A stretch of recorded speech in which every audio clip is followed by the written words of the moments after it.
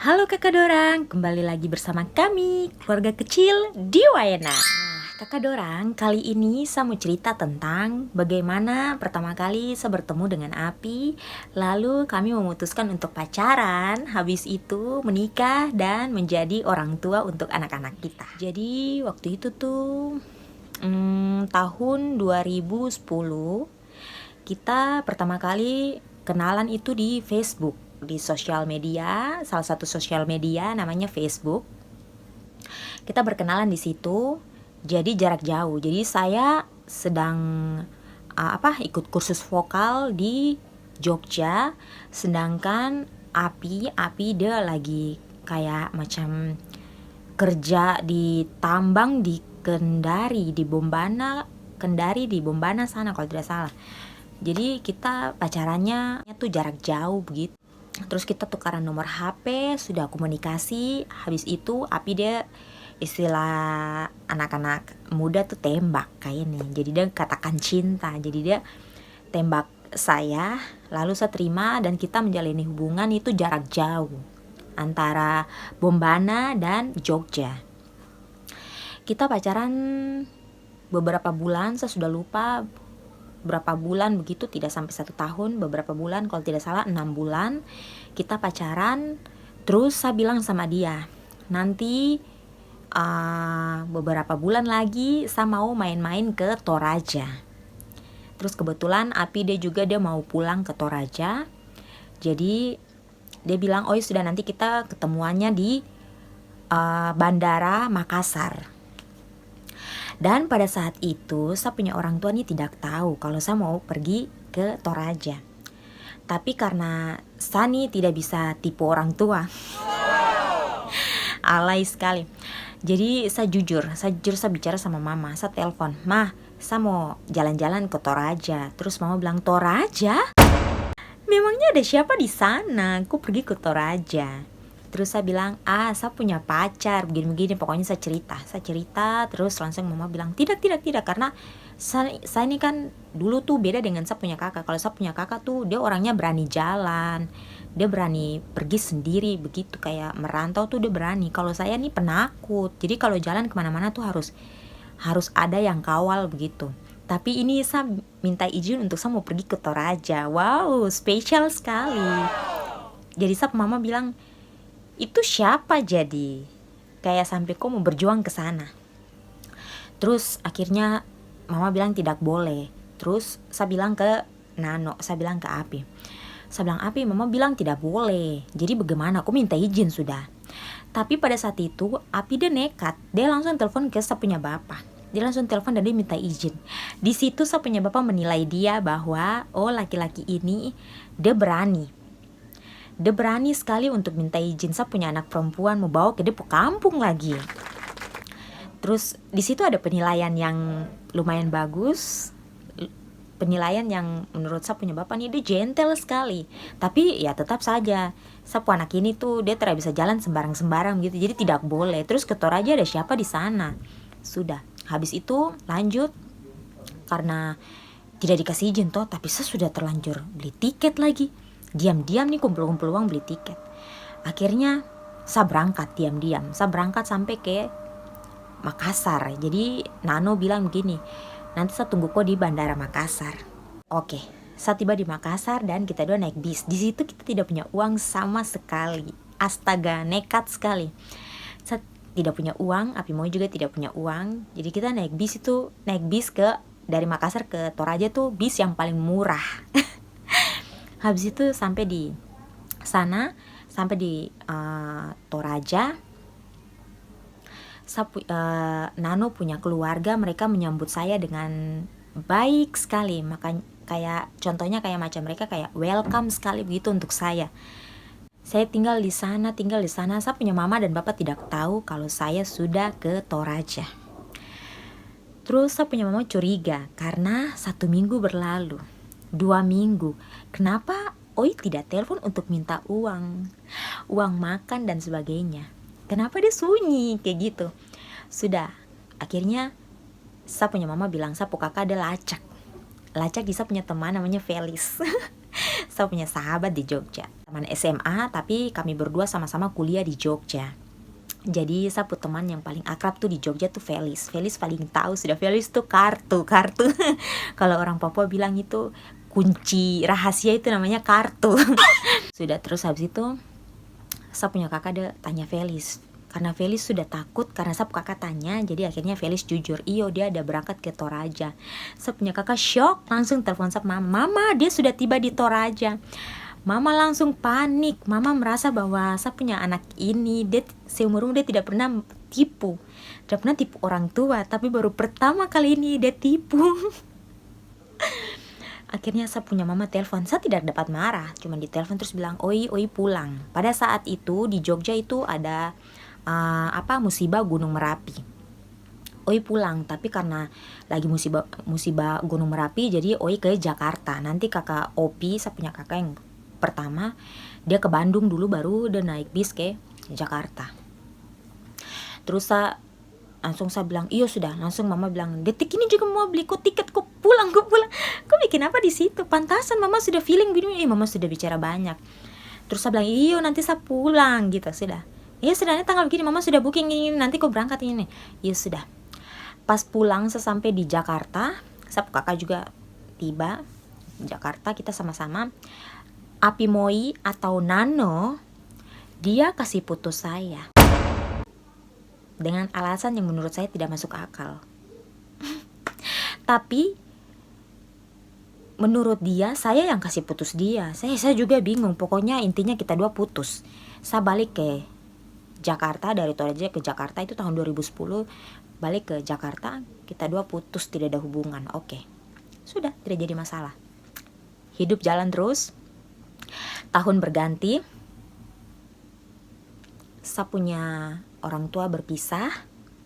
Di situ saya merasa saya punya hidup hancur.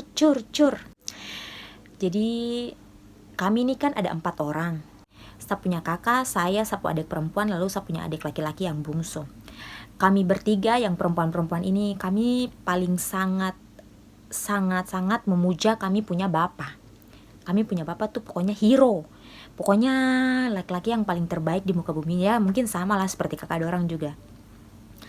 Jadi ketika mama dan bapak pisah, bapak pilih bapak punya jalan sendiri, dan mama juga harus ambil mama punya jalan sendiri. Di situ kita punya hati hancur, kehidupan hancur. Karena kita punya sosok laki-laki yang kita puja-puja, kita punya hero dan segala hal, dia memilih jalan hidupnya yang lain. Jadi kita juga hidup bingung mau ke arah mana. Saya mulai memilih jalan yang sedikit sesat. Saya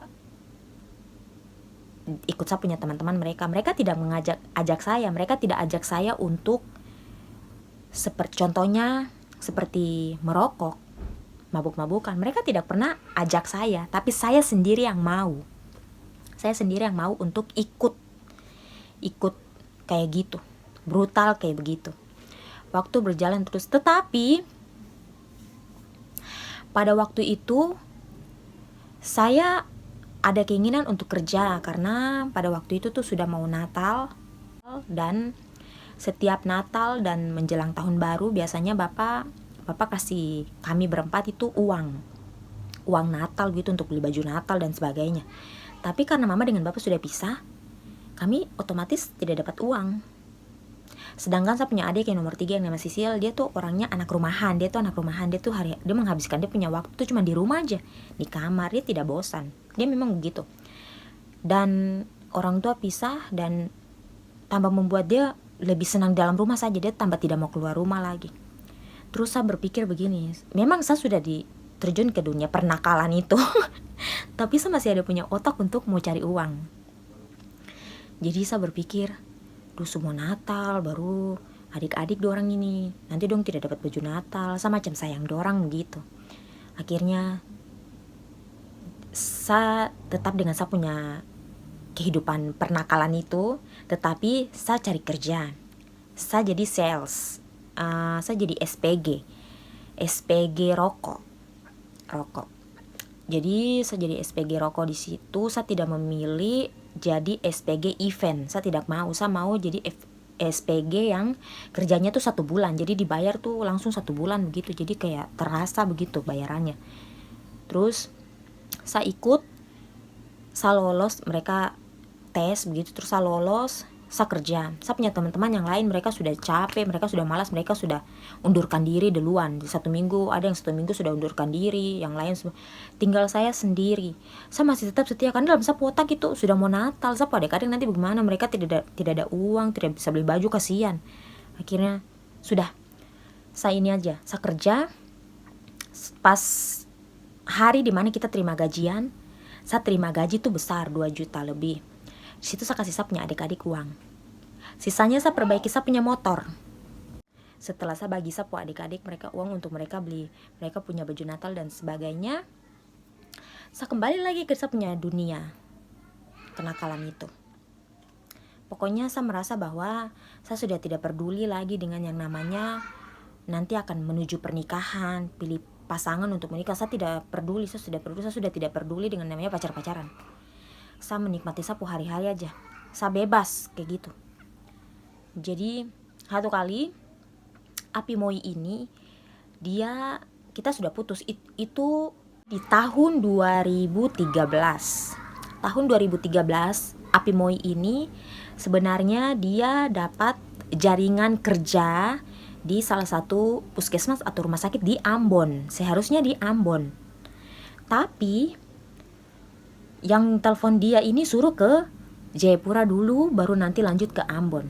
Jadi dia berangkat dari Toraja ke Jayapura dulu, baru nanti lanjut ke Ambon. Tapi sampai di Jayapura dia telepon orangnya yang di Ambon itu. Ternyata orang yang di Ambon itu nomornya sudah tidak aktif. Dia bingung. Terus di Jayapura mau bikin apa? Karena kan dia tujuan kerjanya kan di Ambon. Tapi kok dia bisa sampai di Jayapura lagi kembali? Akhirnya dia tinggal, dia punya kakak angkat, kasih dia kasih bantu dia supaya dia bisa masuk di rumah sakit Dian Harapan.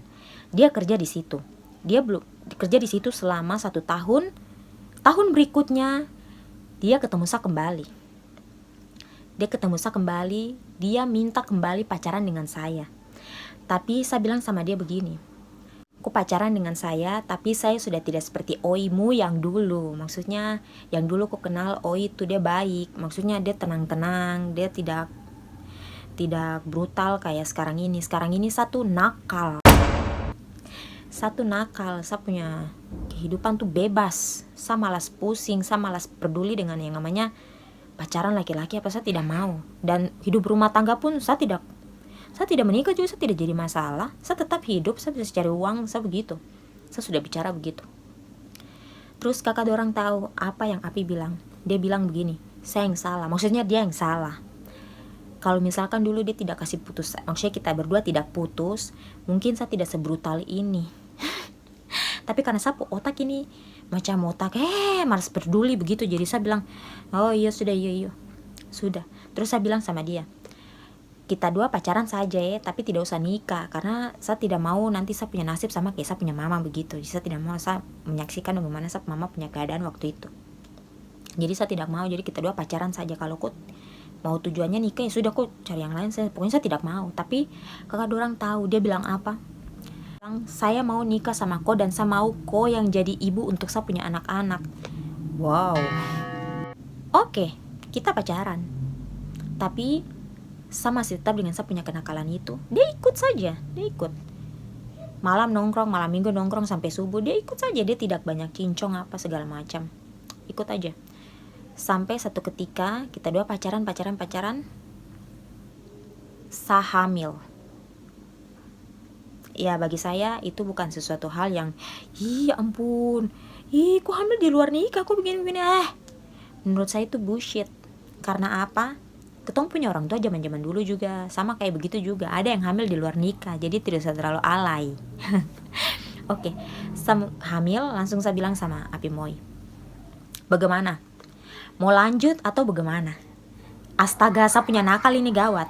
Terus Api Moi bilang, kok gila kah? Oke, saat ini juga saya langsung telepon ke kampung, kayak dia punya orang tua, kalau nanti untuk beberapa waktu ke depan mungkin dia akan menikah dengan saya karena Oi sudah mengandung dia punya anak yaitu Amoi. Sudah habis itu langsung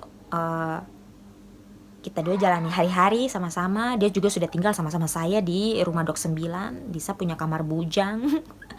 Kita tinggal sama-sama. Tapi semakin kesini, mungkin karena bawaan hamil, saya macam tidak suka dengan bau rokok. Jadi saya punya isap rokok stop. Terus minuman keras juga mulai stop karena mungkin bawaan hamil. Jadi saya macam nek-nek begitu, saya kurang suka begitu. Terus habis itu waktu berganti, saya punya kandungan mulai membesar. Saya bilang sama saya punya bapak, saya bilang sama Nano, saya bilang ke bapak sudah, supaya ketong dua nikah dulu, karena saya mau nikah dulu supaya anak ini ketika dia lahir, dia resmi begitu, dia anak yang resmi begitu. Dia punya bapak dengan mama tuh nikah resmi begitu. Saya tidak mau macam dia lahir ke muka bumi, itu dia punya mama dengan bapak belum resmi menikah. Masing-masing orang kan dengan mereka punya tanggapan beda-beda. Kalau saya maunya seperti begitu. Lalu habis itu saya bilang ke saya punya bapak. Terus bapak bilang, oke sudah, nanti kita urus supaya kalian berdua menikah. Lalu kita pergi ke Nano punya tante di Sentani. Kakak orang masih ingat yang kemarin saya ada kasih tunjuk salon Yvonne? Itu tante itu Nano punya tante, bukan saya yang punya tante, itu Nano yang punya tante. Tapi saya bikin seolah kayak saya yang punya tante, karena tante itu sangat baik sekali. Saya punya tante mantu yang paling baik, itu saya punya tante. Oke, fix Nano tante dan saya tante. Sedikit lagi buku bakalnya dan saya berdiri sendiri. Sudah habis itu kita kesana, kita cerita juga di tante. Terus tante bilang, sudah tidak apa-apa, memang harus nikah secepatnya. Nanti kalau soal salon, tante yang urus. Tuhan buka jalan untuk ketong dua harus nikah. Tidak perlu terlalu banyak uang. Nano punya gaji masih kecil karena dia belum diangkat sebagai pegawai tetap di Dian Harapan. Dia gaji masih kecil. Tidak bisa, tetap harus harap orang tua. Tidak bisa. Dan saya juga setelah saya mengandung, saya minta keluar dari saya punya pekerjaan. Pada waktu saya kembali pacaran dengan Nano, saya sudah tidak jadi sales lagi, tapi saya masih jadi sales tapi di perusahaan lain, MNC Sky Vision. Saya jadi sales di situ, sales Indovision. Sudah. Habis itu karena saya sudah mengandung, jadi saya minta keluar. Jadi ya Nano saja yang kerja. Akhirnya saya punya bapak, mereka atur kita dua nikah di tahun 2014 tanggal 5 April. 5 April itu Kensu lahir, kakak dorang. Jadi kemarin yang saya cerita tentang pengalaman melahirkan Kensu itu, mungkin itu hadiah terindah. Saya sakit-sakit sampai saya mau mampus. Baru Tuhan kasih hadiah pada saat saya dengan Apimoy punya ulang tahun pernikahan yang ke-3 tahun. Jadi anggap saja itu kado. Jadi tanggal 5 April tahun 2014 kita dua nikah. Itu saya punya kandungan 7 bulan. Dan kakak dorang biasanya sebelum kita agama Kristen, kalau sebelum kita mau menikah, kita ada dikasih kayak pembinaan begitu. Selama dia tinggal di Jayapura, dia selalu beribadah di Gereja Pengharapan Jayapura. Tetapi dia tidak terdaftar di situ. Sedangkan kita nih, saya bilang saya mau nikah sama-sama dia saja, GKI saya biar satu saja. Langsung kebetulan di gereja GKI Kasih, mungkin kakak orang yang di TikTok mungkin sudah pernah nonton, saya pernah spill gereja Kasih Dok 9. Gereja Kasih itu yang mau menerima kita untuk menjadi jemaat di situ, dan kita boleh nikah di situ. Karena saya punya tete Daniel Mamrasa almarhum, itu salah satu pendiri gereja Kasih. Jadi kami diterima dengan alasan seperti begitu. Jadi sebelum nikah itu ada yang namanya pembinaan. Bapak pendeta tanya sama Nano, kenapa aku memilih Kori? Kenapa aku memilih Kori menjadi istri? Terus dia bilang begini, karena waktu pertama kali dia bilang dia mau datang ke saya di kampung, di saya punya orang tua. Saya punya pacar banyak dulu, dan mereka janji dengan janji yang sama, mau pergi ke saya punya kampung kenalan dengan saya punya orang tua.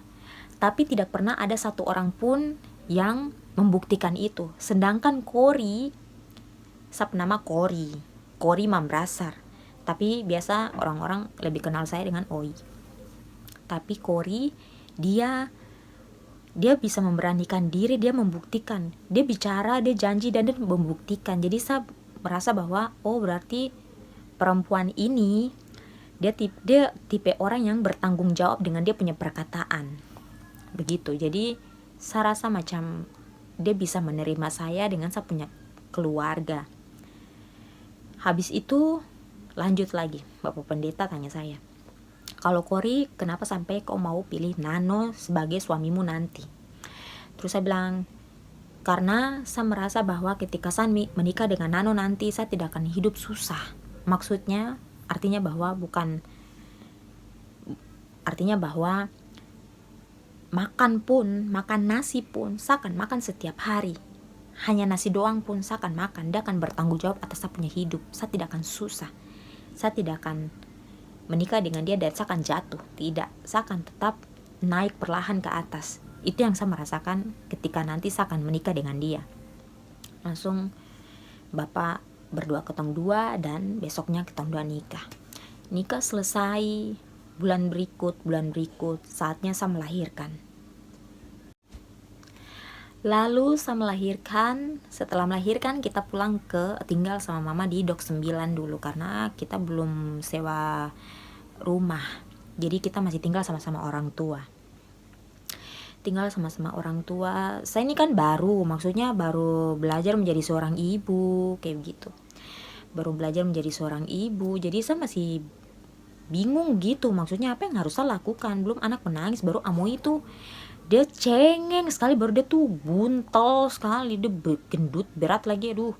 Baru saya namanya mama muda, jarang tidur, maksudnya begadang jadi kurus. Jadi saya sering mengalami yang namanya baby blues.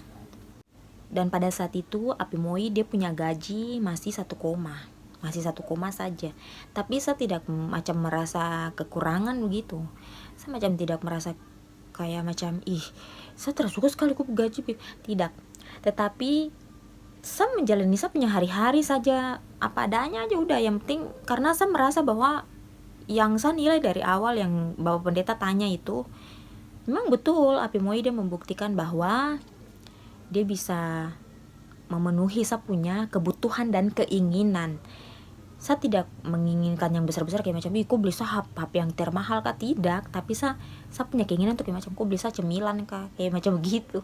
Itu dia berusaha memenuhi dengan segala kekurangan. Dan bagusnya Apimoy itu dia tuh orangnya bekerja keras dan bertanggung jawab.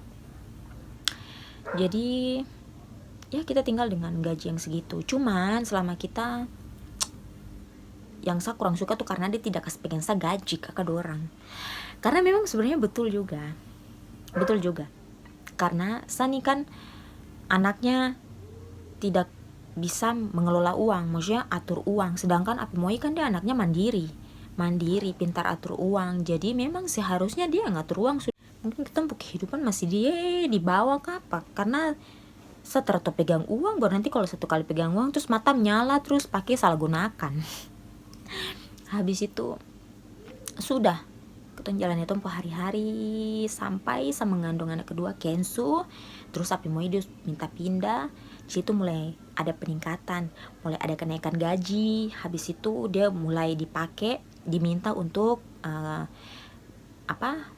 pegang lab di dokter praktek dekat kita punya rumah di sini di Wayena juga. Dan saya bilang sama Apimoy begini, saya punya kehidupan dulu tuh brutal sekali. Tapi saya mau kasih tahu kok bahwa jangan ku pernah tanamkan di dalamku punya pikiran bahwa kau punya istri berubah jadi yang sekarang ini itu karena kau. Bukan. Saya berubah jadi yang sekarang ini. Saya sudah tidak pernah merokok, tidak pernah mabuk-mabukan lagi. Itu karena saya sendiri. Karena saya diri sendiri. Karena saya mencintai saya diri sendiri, makanya saya berubah. Bukan karena siapapun, bukan karena kau, bukan karena orang tua siapapun.